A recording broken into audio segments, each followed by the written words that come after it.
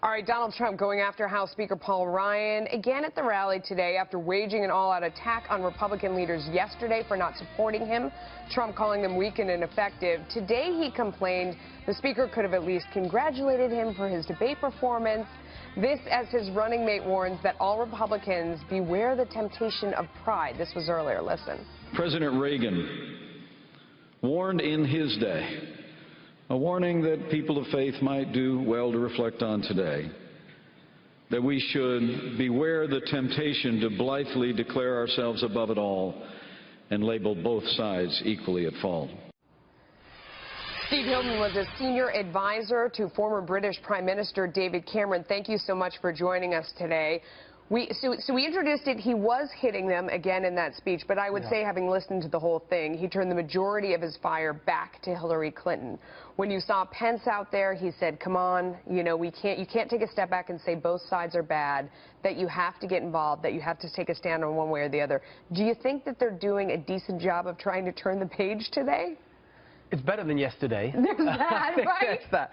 Look, there's a fundamental truth, which is that united parties do better than divided ones. I hope they understand that. Yeah. And actually, if you look at the policy agenda in this election, there's so much that the GOP of all descriptions, all parts of the party can get behind. But it feels to me that there's just too much calculation going on and not enough conviction. Okay, so let me ask you as an expert, because of course, as we said in the beginning, you worked for David Cameron.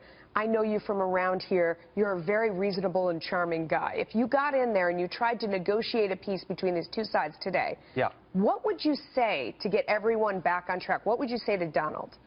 I would say, I'd say to all of them, let's just look at the real world consequences of what's going to happen in this election. There's only two outcomes, President Clinton or President Trump. And what's going to happen in the real world in those scenarios, particularly in the economy?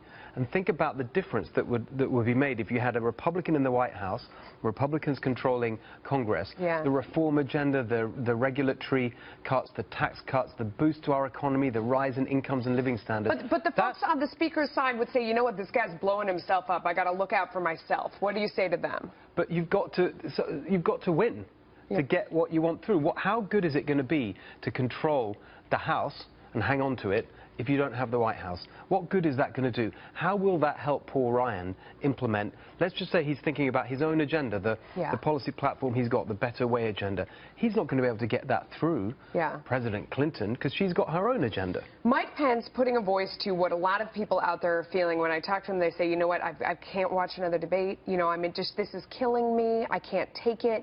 And he said basically, you can't sit back and say, I'm above this. I'm better than this. Both of these people, both sides are at fault here. I'm going to tune out. There's too much at stake. What do you think about that? Is that true?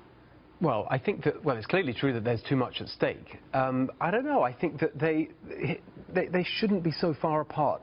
And I don't understand. Well, no, in this case, I was talking about Hillary Clinton and Donald Trump. That they're, these two candidates, you can't just say they're both awful. Because a lot of people out there are like, they're both terrible people. Yes. I can't vote for anybody. You got to pick a side, no? You've got to pick a side because real consequences flow from actual elections. And if you just say, well, I can't get involved because they're too awful, what you're really saying is that I'm okay with the current frontrunner, who we've got to face it, is Hillary Clinton. I'm okay with her winning.